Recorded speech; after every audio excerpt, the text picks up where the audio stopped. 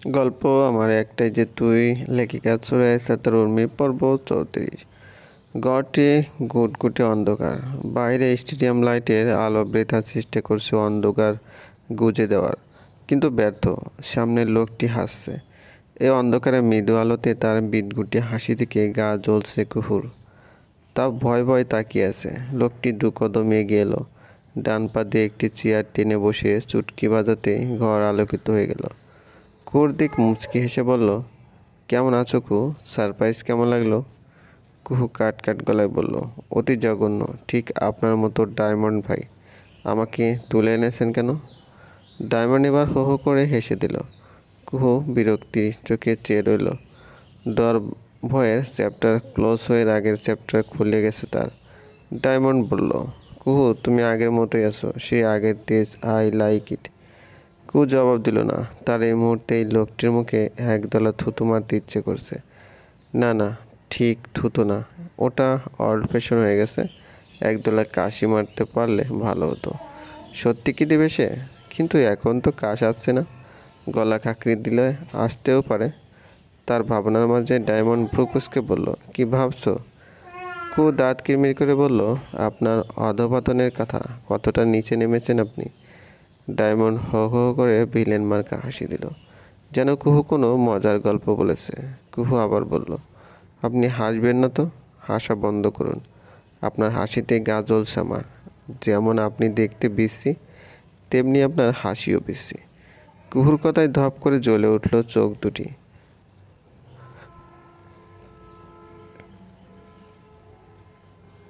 কুহুর কথায় ধপ করে জ্বলে উঠল চোখ দুটি। মুখে গভীরতার ভাব নিয়ে বলল, তুমি খুব বেশি কথা বলছো কুহু। বেশি কথা আমি পছন্দ করি না। I don't like it. তুমি কি জানো তুমি কতটা বিপদের মাঝে আছো? সেটা নিয়ে ভয় পাওয়া উচিত তোমার। কুহু হাসলো বিদ্রুপে হাসি। তা দেখে ছোট ছোট চোখে করে ডায়মন্ড বলল, হাসছো কেন? তোমার কি মনে হয় আমি মজা করছি? কুহু বলল, মোটেও না। আমি জানি আপনি অতিমাত্রায় জঘন্য লোক। প্রতিটি মানুষের একটি ক্লাস থাকে, আপনার নাই। আপনি ক্লাসলেস। ডায়মন্ডের রাগ উঠে গেল। তার কালো ফেস আরও কালো হয়ে গেল। চোখ লাল টকটকে হয়ে উঠেছে। কুই এতে ভয় পাচ্ছে, ব্যাপক ভয়। কিন্তু তা তার ফেস দেখে বোঝা যাচ্ছে না। সে মনে মনে আয়তাল কুরচি পড়ছে। ডায়মন্ড শক্ত মুখে আঙ্গুল তুলে বলল, কুহু কিপ কোয়াইট। কুহু চুপ রইল না। সে বলল, যারা খারাপ, ক্লাসলেস, তাদের খারাপ কথা শুনতেই হবে, এটাই নিয়ম। আপনি খারাপ তাই শুনছে। এখানে রাগ করার অধিকার আপনার নেই, একদম না।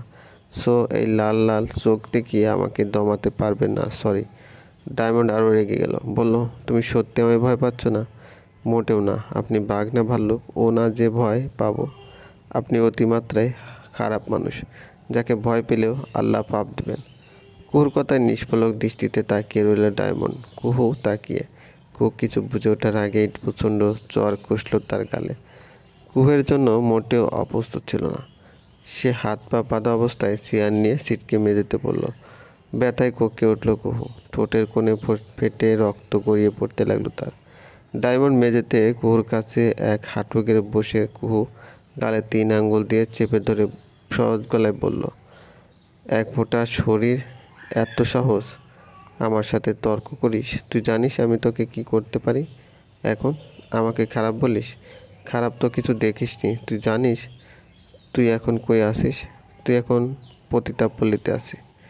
ভেবে দেখ তোর সাথে এখন কি কি হতে পারে। খুব বিস্মিত চোখে তাকিয়ে আছে ডায়মন্ডের দিকে। সে জানতো ডায়মন্ড খারাপ, এতটা তার জানা ছিল না। কুহুর এবার ভয় করতে লাগলো। ভয়ের চোটে চোখে পানি চলে এলো। ক্ষীণস্বরে বলল, আমাকে এখানে কেন এনেছেন? কি করেছি আপনাকে আমি? ডায়মন্ড উঠে দাঁড়ালো। জানালার পাশে দাঁড়িয়ে বলল, তোর কোনো দোষ নেই কুহু, সব দোষ তোর দেওয়ানার। কুহু অবাক হয়ে গেল। ডায়মন্ড তো দেখে হেসে ফেললো। বলল, তোর ইউসুফ ভাইয়ের জন্য সব হারিয়েছি আমি, তাই তোকে তার কাছ থেকে দূরে নিয়ে এলাম। আর আজকের পর তুই তার থেকে এত দূরেই যাবি যে ঠিকানা আমিও জানবো না। বলে গড় ফাটানো হাসি দিল। কুহু এবার ভয় করতে লাগলো, ভয়ঙ্কর রকমের ভয়। সে বলল, এমন কেন করছেন? প্লিজ আমাকে ছেড়ে দেন। কেন করছি? Good question.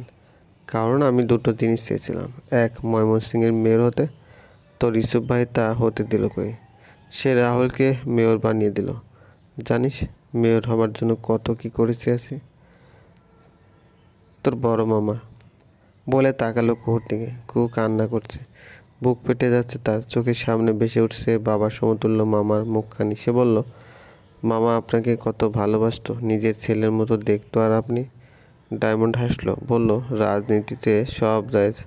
কুহু এবার ঘৃণা মিশ্রিত কণ্ঠে বলল, আপনি কতটা নিকৃষ্ট। ইউসুফ ভাই জানলে জানে মেরে ফেলবে আপনাকে। তোর ইউসুফ জানে, আর ওর জন্যই আজ আমি জেল পলাতক আসামি। চোখ মুখ শক্ত করে বলল ডায়মন্ড। কুহু বিস্ফোরিত চোখে তাকিয়ে রইল। ডায়মন্ড আবার বলল, হ্যাঁ, যেদিন তুই ভেগেছিলি সেদিন সে আমাকে পুলিশে দেয়, আর আদালতের রায় আসে সারা জীবনের জন্য সশ্রম কারাদণ্ড। একদম ঠিক করেছেন উনি। আমি হলে আপনাকে পাথর নিক্ষেপ করে মারার হুকুম দিতাম। ডায়মন্ড রেগে তেড়ে এসে কুহুর চুলের মুঠি ধরে টেনে ধরে ওঠায়। কুহু ব্যথায় আহ করে চোখ মুখ খিচে বন্ধ করে নেয়। ডায়মন্ড বলে, খুব তেজ না তোর শরীরে কুহু? এটা বরাবরই আমার পছন্দ। জানিস 2 নম্বরটা কী চেয়েছিলাম? তোকে চেয়েছিলাম, তোকে বিয়ে করে তোর তেজ একেবারে ভেঙে গুড়িয়ে দিতে, কিন্তু হলো না। কুহু বড় বড় চোখ করে তাকালো। তা দেখে হেসে দিল ডায়মন্ড। কুহু চুল ছেড়ে ঝুঁকে কুহুর মুখের দিকে ফিসফিস করে বলে, তো কি হয়েছে? তখন পাইনি, আজ তো পেয়েছি, তাই না? আজ হবি তুই আমার বেড পার্টনার। তোর সব তেজ শেষ করবে এই বেডেই। তারপর তারপর তোকে বেছে দেব বিদেশের আগ্রহকদের কাছে। জানিস বাংলাদেশি মেয়েদের অনেক চাহিদা তাদের কাছে, খুব বেশি। এসব কথা শুনে কুহুর ভয়ে হাত পা ঠান্ডা হয়ে গেল। নিচে আবার ছোটাতে বৃথা সৃষ্টি করে কান্নায় ভেঙে বলল, কাঁপা কাঁপা কণ্ঠে ক্রোধের সাথে বলল, আপনি কিছু করতে পারবেন না, বুঝলেন? ইউসুফ ভাই তার বাবুই পাখি ঠিকই বাঁচিয়ে নেবে। আপনি কেন? কেউ আমার কিছু করতে পারবে না, কেউ না। আল্লাহকে এখনও ভয় করুন, নয়তো ধ্বংস হয়ে যাবেন। ডায়মন্ড কোনো কথায় পাত্তা দিল না। সে তাচ্ছিল্যে হাসি দিয়ে রুম ত্যাগ করলো আর পাঠিয়ে দিল কতগুলো মেয়েকে, যাদের তাতে কাপড়, জুয়েলারি আরও কত কী। কিন্তু কুহু সেদিকে পাত্তা দেয়নি। সে নিজেকে রক্ষা করার চেষ্টা চালাচ্ছে আর তার ইউসুফ ভাইকে স্মরণ করছে। সে কি আসবে তার বাবুই পাখিকে বাঁচাতে? সকাল থেকে কায়াকে পাওয়া যাচ্ছে না। খবর ছড়িয়ে গেছে পুরো হাসপাতাল সহ ইউসুফের কান পর্যন্ত। সাথে সাথে মাথায় যেন আগুন জ্বলে উঠল।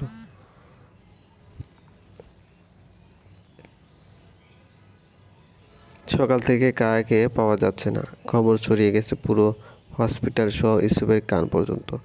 সাথে সাথে মাথায় যেন আগুন জ্বলে ওঠে তার। তখনই থানা থেকে কল আসতে ফোন তুলে ইউসুফ।